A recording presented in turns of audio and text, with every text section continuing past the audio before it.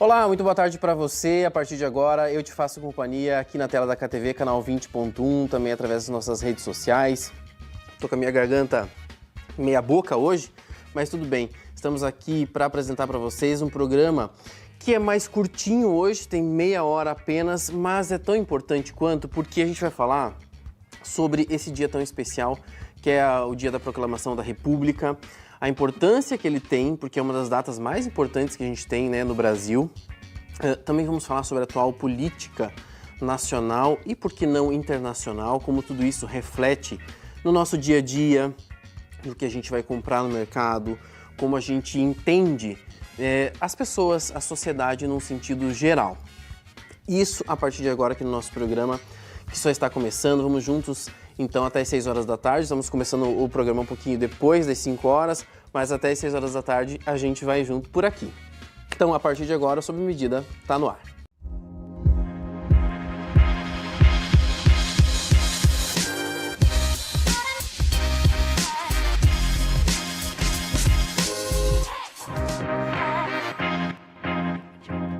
Bom, gente, nós vamos começar esse programa especial, né, falando sobre o dia de hoje, né, esse dia que é um feriado nacional, ele continua sendo feriado nacional devido, então, à sua importância. E eu convido, mais uma vez, o professor Edson Gavazzoni para nos fazer companhia por aqui, para justamente falar sobre isso. Tudo bem contigo, professor? Tudo bem, graças a Deus. Então tá joia. Seja bem-vindo sempre por aqui. Amém, amém. Professor, quando a gente fala de proclamação da República, no ano passado você já esteve aqui junto com a gente também para falar sobre isso. E às vezes é importante a gente reforçar, porque mais gente está assistindo, pessoas novas estão assistindo e precisam entender o que é a proclamação da República. Isso. Então, assim, a gente pode começar dizendo que a República é uma forma de governo, como nós, de um país, né, como no caso o Brasil, nos organizamos para fazer com que o governo funcione. Certo. Então, essa é uma escolha inicial. As repúblicas, elas podem ter alguns modelos diferentes, mais próximo do presidencialismo, presidencialista, parlamentarista, semiparlamentarista. Resumindo, quase todos os países do mundo passam por esse modelo. Então, são 43 monarquias, alguns países em ajuste, os demais todos, que são reconhecidos pela ONU, 195, se não me falha a memória, todos são repúblicas.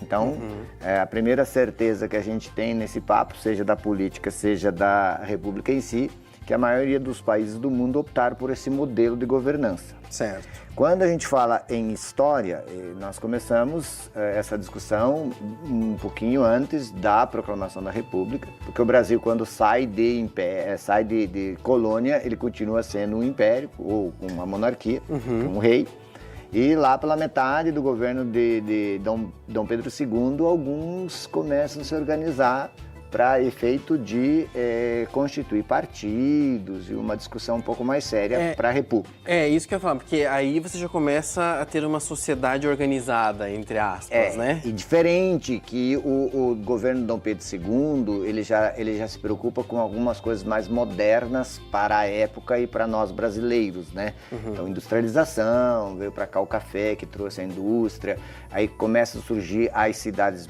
um pouco mais organizadas, junto com a indústria vem o trabalhador assalariado, que antes era parceria, uns outros modelos, quase só na agricultura. Então, quando a gente discute o modelo de organização política, a gente está falando também como as pessoas se organizam no seu processo todo de trabalho, de terra. Sim. E uma das coisas que já se pinça daí é o desejo de que seja no Brasil uma república democrática. Então, daí surgem palavrinhas novas, né? Então, uma república, forma de governo, ela pode ter vários modelos, mas um pano de fundo sempre paira sobre que tipo de república. É isso que eu ia falar, porque a república não necessariamente é democrática. Não. É uma forma de governo. Inclusive, as ditaduras que se tem hoje são muito próximas, são repúblicas, né, na maioria delas, né? Porque a gente não tem necessidade de dizer que uma monarquia seja, assim, às vezes totalitária, porque tem dois tipos, a monarquia parlamentar, tipo modelo inglês, e algumas monarquias mais tradicionais, de ditadura mesmo. Sim. Elas se assemelham, mas são monarquias totalitárias ou absolutistas. Quando a gente fala em Pra gente entender, me corrija se eu estiver totalmente errado, mas a sensação que eu tenho, que isso que você acabou de falar, um exemplo é a Inglaterra, por exemplo, que tem um rei, mas tem os parlamentos, mas também tem aqueles países no Oriente Médio onde tem o rei e todo mundo segue o que ele manda e pronto. Exatamente. Ali é mais o que antigamente chamava absolutista, ou hoje chama-se totalitária, que se assemelha com a monarquia, com a república em forma de ditadura. Entendi. Elas podem ser mais justas, menos justas. Porque, no fundo, a forma de governo não dita justiça social ou assim por diante, né? Sim. Evidente que essas monarquias geralmente têm uma hiperconcentração de poder e uma decisão no Oriente Médio, a maioria associada com princípios religiosos. Então, quase todas elas têm uma vinculação muito grande com preceitos religiosos. Por isso que a discussão é muito forte quando, na modernidade, e daí voltando o rumo da nossa política... É compreender esses conceitos básicos. Quanto mais se mistura certas coisas com a política, entre elas a religião, mais próximo do princípio básico da ditadura a gente chega. Por quê? Porque às vezes a gente tem a tentação de levar aquilo que é dogma... Que é um pensamento... Religião é dogma. Então eu tenho que ter dogma, senão não é religião. Então eu tenho certos dogmas, tenho certos preceitos religiosos que valem dentro da minha igreja, dentro da minha família, eu quero levar para todo mundo. Aí vem as discussões raivosas, de não aceitar o princípio democrático da liberdade. E daí aquele conceito que a gente aprende na escola, que é terrível para algumas pessoas, do Estado laico. Estado laico. Então essa discussão é pano de fundo para a política atual e para as próximas gerações ou próximas oportunidades que nós vamos ter de candidaturas, ou seja, de eleições. É muito forte isso no Brasil e percebeu-se que isso é forte nos Estados Unidos e percebeu-se que isso é forte em outros países no mundo. Mas sempre foi aqui no Brasil? Não. Nós tivemos um período um pouquinho mais ameno nisso. Logo que a gente saiu do período do regime militar, a gente passou um período em que essa discussão tecnicamente não fazia muito sentido. Por quê? Porque a gente estava no modelo que era bem centralizado, com vantagens e desvantagens que não vem ao caso. E uma das coisas é que não se discutia muito isso. Aí nasce uma Constituição, em 1988, a Constituinte de 2 anos, e é uma Constituição bonita, porque ela é feita com múltiplos pensamentos. Ou seja, tinha representante de todos os segmentos da sociedade. E essa Constituição não tinha bancada da bala, não tinha bancada agrícola, não tinha bancada religiosa, mas todos estavam lá. Sim. Mas todos tinham um pensamento em comum. Vamos fazer um país democrático, com para todo mundo, onde que todo mundo se reconhece, onde que todo mundo deveria necessariamente respeitar uma coisa, a lei. Então a gente não respeita o juiz, não respeita o prefeito, não respeita o governador, a gente respeita a lei. O que nos torna iguais não é a condição econômica, não é a condição social e não é qualquer outra condição, a não ser a jurídica. Que é para você seguir uma coisa. Ponto. Assim, se eu sigo a lei e a lei me dá liberdade, esse é o segredinho da garantia do futuro. Algumas pessoas defendem deliberadamente certos cerceamentos da liberdade baseado na lei. Porque liberdade não é fazer o que quer. É seguir a lei.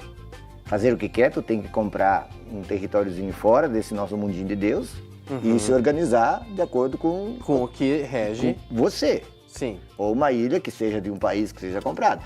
Então nem os países, hoje em dia, a maioria dos países que são monarquia, você não faz o que quer. E boa parte dos governos não pode fazer o que quer. Por isso que existe, às vezes, troca de primeiro-ministro na Inglaterra. Por quê? Porque não se sincronizou com o desejo do povo.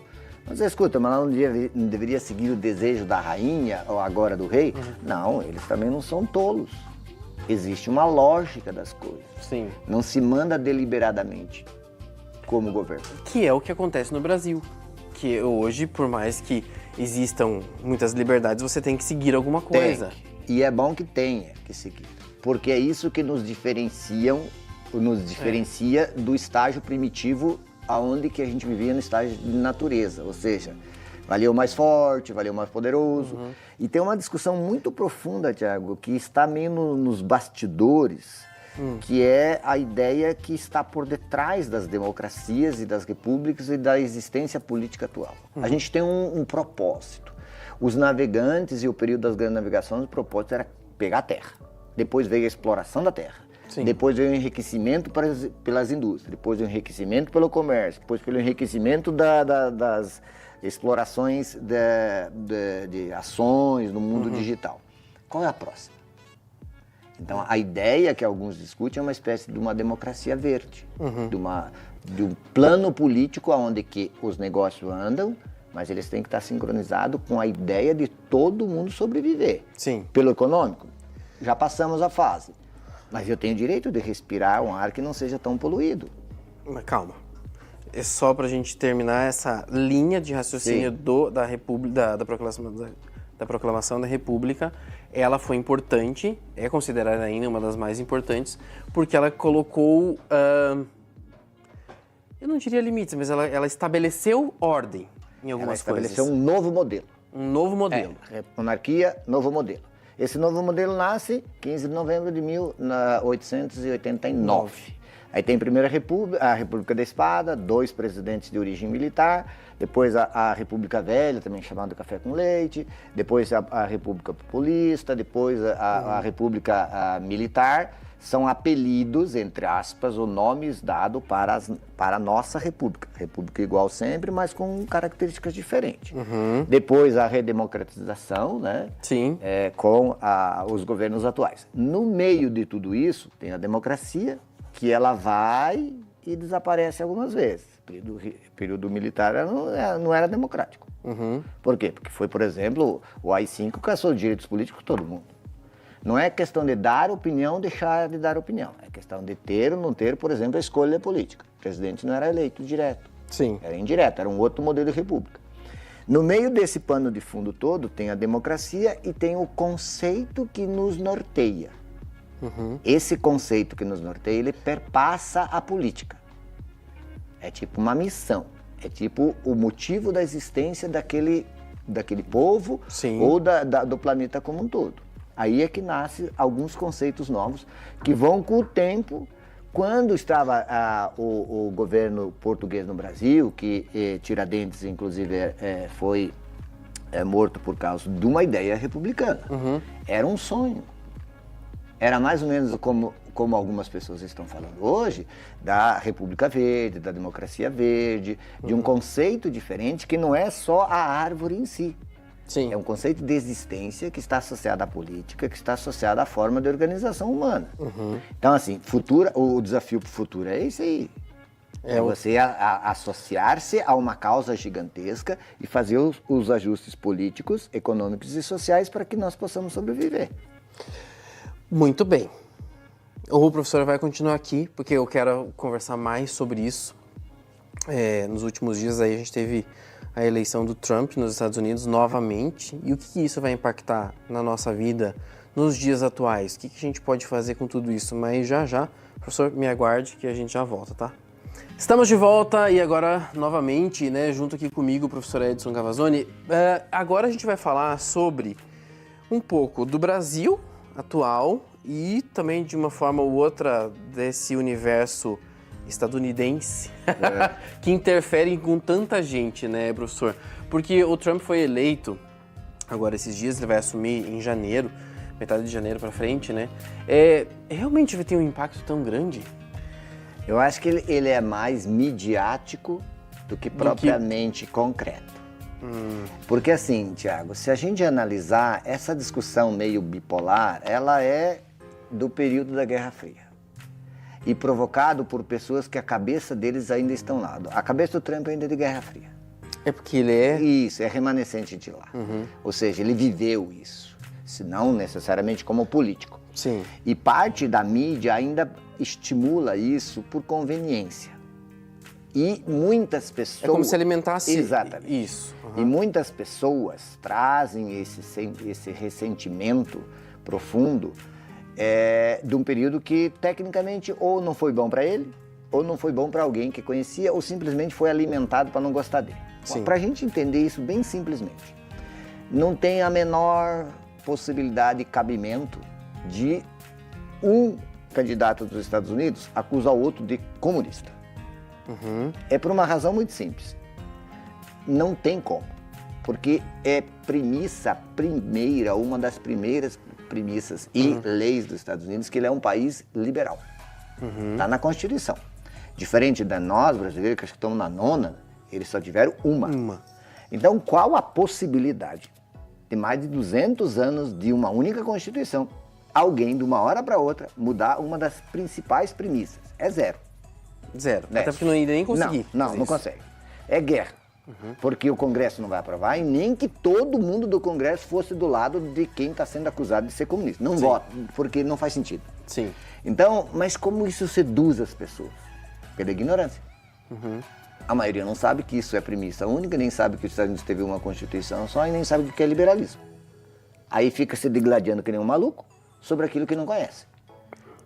Que é o que não acontece na internet, né? As pessoas falam, mas não tem conhecimento nenhum. E para fechar esse lado o meio jocoso ou que não faz sentido, por exemplo, teve cidades no Brasil que fizeram uma guerra de outdoor para um para outro. Irmão, qual a lógica disso? Nenhuma. No Brasil, colocar outdoor a favor do candidato dos Estados Unidos não faz sentido. Nenhum. É esse disparate mental que nos leva a essa briga de bipolaridade que existia no período da Guerra Fria. Como superar isso? Alguns países e algumas cidades e algumas regiões devagarinho vão superando porque as pessoas vão se tocando que não faz sentido. É importante o processo eleitoral dos Estados Unidos para o mundo? Claro, ele é um país poderosíssimo, mas não tanto quanto está sendo dado. O chinês não está nem aí. Se o Trump ganhou, você não está, porque não faz... a economia deles engole o mundo pelas beiradas. Sim. Parte do Oriente Médio, sim. Olha, mas não está nem ali. Porque também não faz eles vão parte continuar deles. Ajudando o Estado de Israel, custa o que custar. E para eles a questão é lá Israel e não os Estados Unidos. Sim. A Rússia está nem aí. Então sobra quem? Sobra alguns países. A União Europeia muito pouco se preocupa, porque é uma mega potência. Se organizou. Então quem que sobra se preocupando com isso? País periférico com as pessoas que ainda estão achando que nós estamos lá atrás. E o mais importante, a gente tem que respeitar a eleição do outro país. Não faz sentido eu dizer que é bom ou é ruim. Escolha deles. Ou eu sou democrata de verdade, ou eu não sou. Então, eu acho, historicamente falando, não vejo nenhum problema a mais nem a menos. Mas para o Brasil vai interferir? Não vai. Politicamente falando? É improvável. Assim, algumas pessoas... Porque não tem poder, não tem interferência, por exemplo, de um para outro. Não. Algumas pessoas vão se sentir mais empoderadas porque se identificam com o modelo dele, que ganhou, e acha que isso é transferível para cá. E muito pouco. O melhor exemplo é a eleição de São Paulo. Se mataram, brigaram, é mais direita, é menos direita, e uma pessoa do centro acabou ficando para lá como prefeito, com as suas virtudes e seus defeitos, mas mostrou que essa coisa meio aloprada de um lado e do outro, às vezes não compensa. O chinês optou por isso, ele é do canto dele, e vários outros países asiáticos estão no mesmo... Não se fala no Japão? Não. Por quê? Tá lá. Agora, ele está preocupado com o quê? Em fazer a economia crescer do modelinho dele. Canadá, muito pouco se fala. Está lá do jeitinho dele. Então, a gente tem esse processo midiático altamente desenvolvido e faz com que a gente fica meio com uma espécie de ansiedade coletiva. Sim. De achar aquilo que às vezes não... E outra, o desenvolvimento do governo dele é que vai dar os desdobramentos. A gente assusta porque ele fala coisas bem objetivas e impactantes. Vou fechar as fronteiras. Sim, impactante. Impactante. Agora, por que ele não fechou a fronteira antes? Ele já foi governo 4 anos. Ele restringiu para cá, negociou para lá e todo mundo faz isso. Foi construindo e tal, mas não... Todo mundo faz isso. Ou é a barreira alfandegária, ou é um visto que é dado mais ou menos, com mais ou menos liberdade. Sim. Então é evidente que ele usa da mídia, e ele é um expert nisso, para fazer esse provocamento. Algumas coisas efetivamente vai fazer diferente, porque senão não faz sentido ser de um lado, de um partido e do outro. Ou do terceiro. Sim. Agora, assim, a gente tem que compreender que o mundo financeiro, por exemplo, ele se regula por ele próprio. Né? Não vai ser o presidente que vai... Influi, mas muito pouco. Evidente que as conglomerações se beneficiam ou não. Quem estiver mais próximo, menos próximo, pode ganhar mais ou menos incentivos fiscais. Às vezes dá errado, que nem a gente percebeu no Brasil. Que daí sobra coisas não muito boas. E é tudo cíclico. Não tem jeito. O americano faz isso. É 2 anos um mandato de um lado, 2 anos do outro. E se a gente analisar friamente, o Brasil não é muito diferente. Às vezes fica 16 anos o mesmo grupo político, depois troca. A nossa cidade é o exemplo disso. É verdade, né? Tem vários grupos políticos. E é bom que seja isso. Você sabe que às vezes eu acho tão interessante, porque as pessoas discutem realmente muita coisa. Eu entro... Não sei se você tem Twitter. Não. Às vezes você entra naquele Twitter e você fica tão... Parece que o mundo inteiro tá contra as pessoas e todo mundo tem uma opinião diferente, todo mundo acha que vai acontecer isso ou vai acontecer aquilo. E você fala assim, mas gente, não vai acontecer nada disso. Muito pouco acontece. Por que vai acontecer isso? Quem que tem o poder de fazer isso ou aquilo? Porque por mais que o presidente eleito seja isso, seja aquilo, aqui mesmo no Brasil, o Lula vai fazer isso, o Lula vai fazer aquilo, o Bolsonaro vai fazer aquilo, vai fazer aquilo. Gente, não existe essa possibilidade tão rápida e tão simples das coisas mudarem. Não é. E assim, e esses disparates mais acentuados, eles, quando não são compreensíveis com essa simplicidade que tu tá compreendendo e tá expressando, eles provocam um sofrimento nas pessoas. Isso mesmo, as pessoas sofrem com isso. Eu conheço muitas pessoas que têm uma angústia quando você começa a discutir, que ela, né, e é uma angústia desnecessária. Porque, assim, tem toda uma discussão pelo excesso de informações. Psicólogos e psiquiatras e um monte de gente tentando entender isso, que a gente está cada dia mais acelerado.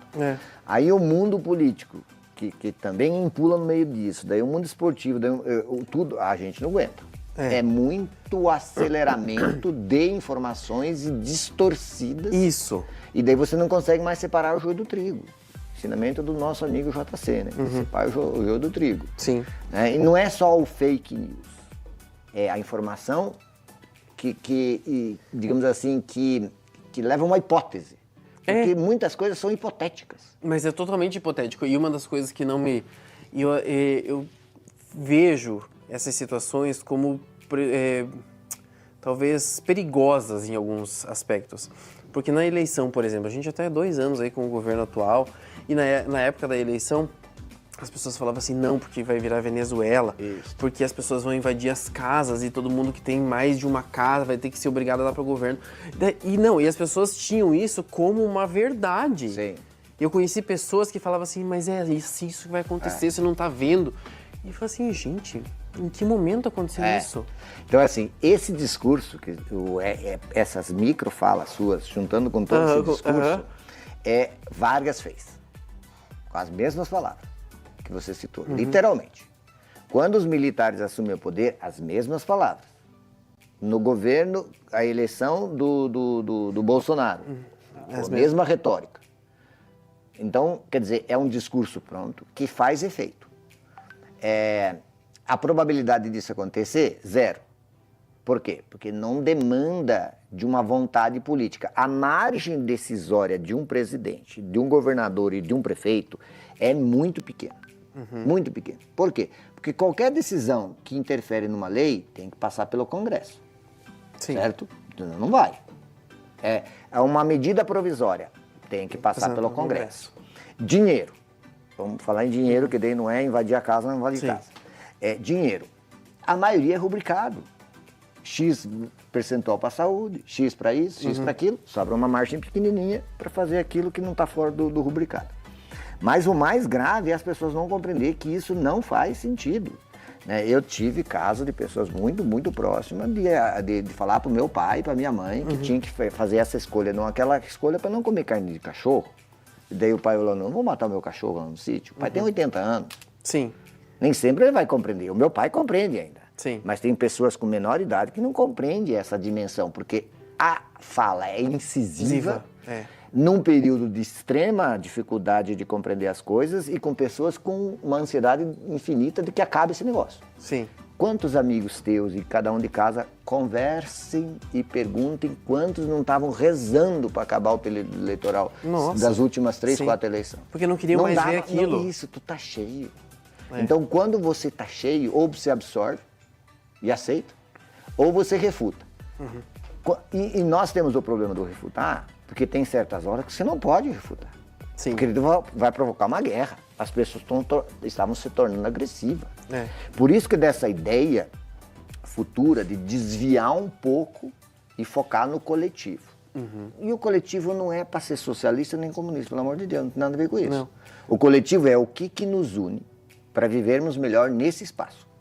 Por isso que a ideia, e é mais importante hoje em dia, em termos de escolha, é a nível municipal. Municipal, né? Municipal. Porque você está abraçado entre os políticos, ou seja, nós nos Ali. entrelaçamos entre eles. No local. No local. Por isso que tem muita gente que defende a diminuição máxima do Estado possível e a ampliação dos poderes ou das funções e da gestão financeira para o município. Pro município. Que coisa, né, Edson? Bonita. É muita coisa pra gente conversar. Eu adoro receber ele aqui, de verdade, porque você vai aprendendo e você vai vendo que viver numa bolha, como muitas vezes a gente vive, não vai te levar a lugar nenhum. E você só vê uma determinada coisa. Existem tantas possibilidades e isso é bom demais. Volte mais vezes. Só chamar. Obrigado mais uma Amém. vez. Amém. Gente, nós ficamos por aqui hoje, né? Um programa mais curtinho hoje, mas com um assunto tão interessante que faz parte do nosso dia a dia, da nossa vida. Isso é muito legal. Volto na segunda-feira aqui com vocês para mais um Sob Medida. Até lá!